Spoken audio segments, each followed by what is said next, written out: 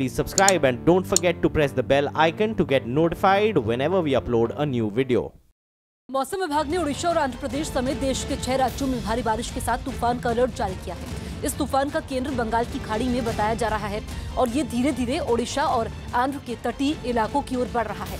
अगले कुछ घंटों में मौसम विभाग की चेतावनी का असर देश के 6 राज्यों में देखने को मिल सकता है।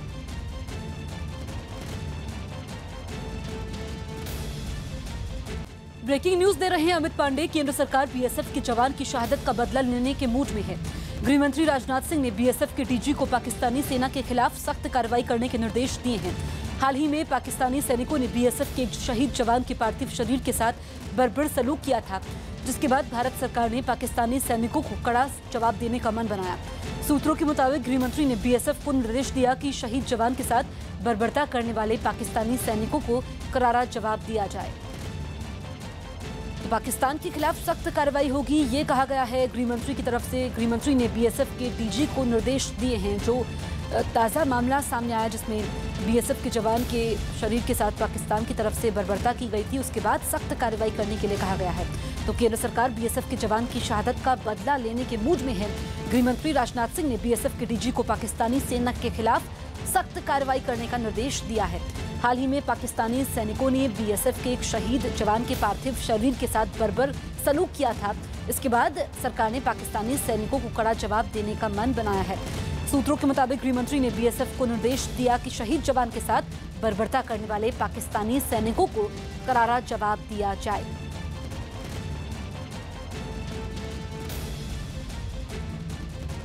तो पाकिस्तान के खिलाफ सख्त कार्रवाई होगी, ये कहा गया है गृह मंत्री राजनाथ सिंह की तरफ से। और लगातार पाकिस्तान की तरफ से कायराना हरकतें होती है। इस बार पाकिस्तानी सैनिकों ने बीएसएफ के जवान की पार्थिव शरीर के साथ बर्बरता की थी, जिसकी काफी निंदा हुई थी। और उसके बाद से ही हर तरफ से ये आवाज उठ रही थी कि पाकिस्तान को मुंहतोड़ जवाब देना होगा और हमें इंतजार नहीं करना होगा कि पहले पाकिस्तान की तरफ से कुछ किया जाए, उसका हम जवाब दें, बल्कि खुद ही भारत को पहल करनी होगी ताकि इस तरह की हरकतें पाकिस्तान की तरफ से ना दोहराई जाएं। दिल्ली पुलिस के एक एसीपी पर दिल्ली की एक महिला ने रेप का आरोप लगाया। महिला का आरोप है कि एसीपी ने शादी का झांसा देकर उसका रेप किया, जिसकी शिकायत उसने राजधानी के सदर बाजार थाने में की। महिला की शिकायत पर आरोपी एसीपी रमेश दहिया के खिलाफ रेप और धोखाधड़ी का केस दर्ज कर लिया गया। कंप्लेंट में जो कंटेंट है उसके आधार पर एक केस दर्ज किया गया है। पीड़ित महिला ने आरोप लगाया कि जब एसीपी रमेश दहिया सदर थाने के एसएचओ थे, तब उन्होंने शादी का झांसा देकर उसका रेप किया। महिला ने एसीपी पर नाबालिग बेटी के साथ छेड़छाड़ और बेटे के अपहरण का भी आरोप लगाया। मैं सुनती थी, मजबूर थी, क्योंकि तो मेरा बच्चा ले गया, पता नहीं क्या किया होगा उसके साथ में। दूसरा इसलिए डरती थी कि मेरी वीडियो वायरल कर देगा। एसीपी पर लगे आरोपों की गंभीरता को देखते हुए मामले की जांच क्राइम ब्रांच को सौंप दी गई। मध्य प्रदेश के उज्जैन में करणी सेना के कार्यकर्ताओं ने बीजेपी विधायक मोहन यादव के खिलाफ रैली निकाली। महासवर्ण समाज और करणी सेना ने विधायक मोहन यादव के एक बयान के विरोध में प्रदर्शन किया, जिसके लिए सवर्ण समाज और करणी सेना के कई कार्यकर्ता सड़क पर उतरे और बीजेपी विधायक मोहन यादव के खिलाफ तालियां बजाकर नारेबाजी करने लगे। बताया गया कि प्रदर्शनकारियों ने मोहन यादव के उस बयान पर नाराजगी जताई, जिसमें उन्होंने सवर्ण समाज को विदेशों से आर्थिक सहायता मिलने से जुड़ी बात कही थी। प्रदर्शनकारी नारेबाजी करते हुए विधायक मोहन यादव के दफ्तर के सामने पहुंचे। हालांकि कुछ देर बाद विधायक मोहन यादव खुद प्रदर्शनकारियों के पास पहुंचे और अपने बयान पर सफाई दी, जिसके बाद कार्यकर्ताओं का गुस्सा शांत हुआ और उन्होंने अपना प्रदर्शन रोका। उत्तर कोरिया और दक्षिण कोरिया के नेताओं ने उत्तर कोरिया में एक पवित्र पहाड़ पर एक साथ तस्वीर खिंचवाई। दोनों नेताओं की मुलाकात उत्तर कोरिया के परमाणु हथियार खत्म करने के लिए थी, लेकिन पवित्र पहाड़ पर ली गई दोनों की तस्वीर को दोस्ती के नए दौर का आगाज माना गया, क्योंकि कोरियाई लोक कथाओं के मुताबिक पाइकू नाम के इस ज्वालामुखी पहाड़ पर ही कोरियाई सभ्यता का जन्म हुआ था। इसलिए दोनों नेताओं ने वहां पहुंचकर दोस्ती का पैगाम दिया। दोनों नेताओं ने अपनी पत्नियों के साथ पवित्र पहाड़ की तीर्थ यात्रा की। इसी पहाड़ के नीचे वो झील भी है जिसे स्वर्ग की झील माना जाता है। दक्षिण कोरिया के राष्ट्रपति ने बड़ी श्रद्धा से उसका पानी एक बोतल में भर लिया। पवित्र पहाड़ की यात्रा के बाद वो अपने देश रवाना हो गए और उन्हें अपनी पत्नी के साथ मौजूद किम जोंग उन ने विदाई दी। सोल पहुंचकर मून जे इन ने ऐलान किया कि उत्तर कोरिया परमाणु हथियार खत्म करने पर राजी है। 또한 김정은 위원장은 비핵화 과정의 빠른 진행을 위해 폼페이오 장관의 방북과 트럼프 대통령과의 2차 북미 정상회담이 उन्होंने ये भी जानकारी दी कि किम जोंग उन दक्षिण कोरिया आने को तैयार है। 50 के दशक में हुए कोरिया युद्ध के बाद दोनों देशों में लड़ाई खत्म करने का ऐलान नहीं हुआ था, इसलिए मून जे इन ने यह भी इरादा जताया कि वो राष्ट्रपति ट्रंप से मिलकर कोरिया युद्ध को खत्म करने का ऐलान करवाने की कोशिश करेंगे। उत्तराखंड के देहरादून में 2 छात्राओं ने एक ही टीचर पर उत्पीड़न का आरोप लगाया। उत्तराखंड के देहरादून में उत्तराखंड टेक्निकल यूनिवर्सिटी की 2 छात्राओं ने यूनिवर्सिटी प्रशासन को लिखित में शिकायत देकर एक ही टीचर पर उत्पीड़न का आरोप लगाया।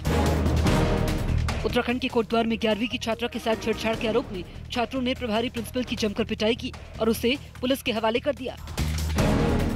गुजरात में वलसाड के वृंदावन फिल्म स्टूडियो में आग लगने से कई सेट जलकर राख हो गए। राजस्थान के दौसा में मरीज की जांच में देरी का आरोप लगाते हुए इसके परिजनों ने अस्पताल में जमकर हंगामा किया, जिसके बाद पुलिस में मामला दर्ज करवाया गया। यूपी के एटा में एक नाबालिग से छेड़खानी का विरोध किए जाने पर परिजनों के साथ मारपीट का मामला सामने आया, जिसका आरोप गांव के ही लोगों पर लगा। गाजियाबाद के विजयनगर इलाके में परिवार के झगड़े में एक आदमी पर अपने साले को गोली मारने का आरोप लगा। झारखंड में 2011 में हुए 34वें राष्ट्रीय खेल में करीब 16 करोड़ के घोटाला केस में ईडी ने मामला दर्ज कर जांच शुरू कर दी। उत्तर प्रदेश के अलीगढ़ में पुलिस ने मुठभेड़ में 2 इनामी बदमाशों को मार गिराया।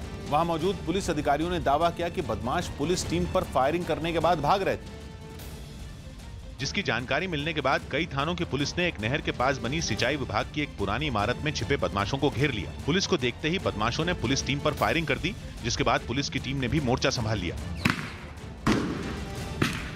पुलिस अधिकारियों ने दावा किया कि 1 घंटे तक चली मुठभेड़ में बदमाशों ने करीब 25 गोलियां चलाईं और पुलिस की जवाबी फायरिंग में दोनों बदमाश घायल हो गए, जिन्हें फौरन जिला अस्पताल ले जाया गया, जहां इलाज के दौरान दोनों बदमाशों मुस्तकीम और नौशाद ने दम तोड़ दिया। फायरिंग जो है उसमें एसओ पाली को गोली लगी। पुलिस की काउंटर फायरिंग में 2 क्रिमिनल्स को गोली लगी। वहीं पुलिस ने मुठभेड़ की जगह से अवैध पिस्तौल, तमंचा, कारतूस और लूट की बाइक बरामद की। पुलिस ने दावा किया कि अलीगढ़ में पिछले 30 दिन में हुई 6-7 हत्याओं में दोनों बदमाश शामिल थे। मुस्तकीम और नौशाद पर 3 साधुओं की हत्या का भी आरोप था, जिसके बाद पुलिस ने बदमाशों पर 25-25 हजार का इनाम रखा था। गुजरात के वलसाड जिले में मौजूद वृंदावन फिल्म और टेलीविजन स्टूडियो में अचानक आग लग गई। बताया जा रहा है कि इस हादसे के वक्त स्टूडियो में धार्मिक सीरियल की शूटिंग चल रही थी। हालांकि गनीमत रही कि इस भीषण हादसे में किसी की जान नहीं गई। टेलीविजन स्टूडियो में अचानक आग लगने से वहां अफरा तफरी मच गई। देखते ही देखते आग ने पूरे स्टूडियो को अपनी गिरफ्त में ले लिया, जिसकी लपटें रात के अंधेरे में दूर तक दिखाई दी। इस हादसे के समय स्टूडियो के अंदर फंसे लोग सही सलामत बाहर निकल आए। हालांकि इसके बाद भी कुछ लोग स्टूडियो के अंदर जाते हुए दिखाई दिए, जिनको बाहर मौजूद लोगों ने रोकने की कोशिश की। अरे भागो! इस हादसे में वृंदावन स्टूडियो के अंदर बने कई सेट जलकर राख हो गए। पाकिस्तान की तरफ से बातचीत का प्रस्ताव आने के बाद भारत उसके साथ मुलाकात को तैयार हो गया। पाकिस्तान के पीएम इमरान खान ने प्रधानमंत्री नरेंद्र मोदी को चिट्ठी लिखकर फिर से शांति वार्ता शुरू करने की अपील की थी, जिसके बाद विदेश मंत्रालय ने एक प्रेस कॉन्फ्रेंस के जरिए भारत का रुख साफ किया। Meeting between external affairs minister and Pakistani foreign minister will take place on the sidelines of the United Nations General Assembly. हालांकि विदेश मंत्रालय ने पाकिस्तान के लिए भारत की नीतियों में किसी तरह के बदलाव से इनकार कर दिया। इससे पहले प्रधानमंत्री मोदी को भेजी गई चिट्ठी में इमरान खान ने लिखा कि पाकिस्तान और भारत के रिश्ते बहुत चुनौतीपूर्ण हैं, लेकिन हम चाहते हैं कि अपनी आने वाली पीढ़ी के लिए अपने सभी बड़े मुद्दों का शांतिपूर्ण समाधान खोजें, जिनमें जम्मू कश्मीर का मुद्दा भी शामिल है। सियाचिन और सर क्रीक भी ऐसे ही मुद्दे हैं जिनका हल निकलना चाहिए। पाकिस्तान आतंकवाद पर भी बातचीत करने के लिए तैयार है। इसी चिट्ठी में इमरान ने न्यूयॉर्क में होने वाली यूएनजीए यानी यूनाइटेड नेशंस जनरल असेंबली की बैठक के अलावा दोनों देशों के विदेश मंत्रियों की मीटिंग का प्रस्ताव रखा। लिहाजा भारत ने भी इस पर अपनी राय साफ कर दी, लेकिन पाकिस्तान को लेकर केंद्र सरकार के इस रुख पर सियासत शुरू हो गई और कांग्रेस ने मोदी सरकार की विदेश नीति पर सवाल खड़े कर दिए। कांग्रेस पार्टी पहले से कहते आ रही है कि इस सरकार की विदेश नीति क्या है। नियत और नीति साफ करने की जरूरत है। बोली और गोली दोनों नहीं चल सकते। प्रधानमंत्री नरेंद्र मोदी ने पिछले महीने पाकिस्तान के प्रधानमंत्री का पद संभालने के बाद इमरान खान को चिट्ठी लिखी थी, जिसके जवाब में इमरान खान ने दोनों देशों के बीच शांति वार्ता की पेशकश रख दी।